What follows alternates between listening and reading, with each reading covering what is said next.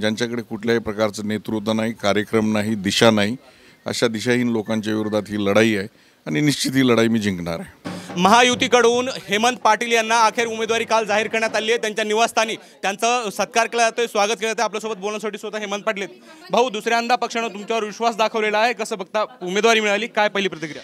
मी मनापासून या देशाचे पंतप्रधान माननीय नरेंद्र मोदी साहेब, महाराष्ट्राचे मुख्यमंत्री माननीय एकनाथ शिंदे साहेब, माननीय देवेंद्रजी फडणवीस, माननीय अजितदादा, त्या सर्वांचे मनापासून आभार मानतो की त्यांनी विश्वास माझ्यावरती टाकलेला आहे आणि सर्व कार्यकर्त्यांचे मनापासून आभार मानतो की त्यांनी सगळ्यांनी माझी शिफारस केली होती आणि निश्चित जो काही विश्वास दाखवलेला आहे हा विश्वास मी सार्थ ठरून दाखवेल आणि जो मोदीजींचा नारा आहे 400 पारचा, त्याच्यामध्ये एक आवाज हा हिंगोलीचा असेल।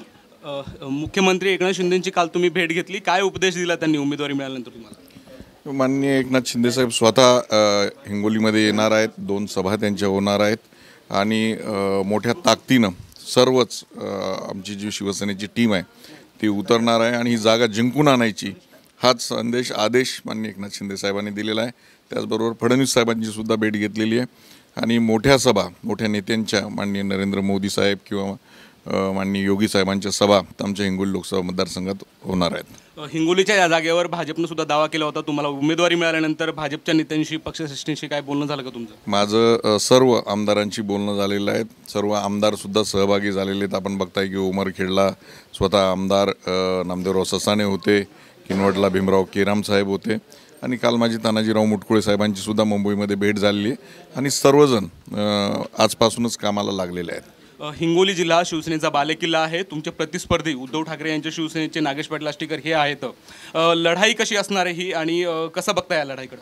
ही जी लढाई आहे एक हिंदुत्वाची लढाई आहे। माननीय पंतप्रधान नरेंद्रजी मोदी साहेब जे आहेत हा देश जगामध्ये एका वेगळ्या स्थानाकडे घेऊन चाललेले आहेत। याच्या उलट ज्यांच्याकडे कुठल्याही प्रकारचं नेतृत्व नाही, कार्यक्रम नाही, दिशा नाही, अशा दिशाहीन लोकांच्या विरोधात ही लढाई आहे आणि निश्चित ही लढाई मी जिंकणार आहे।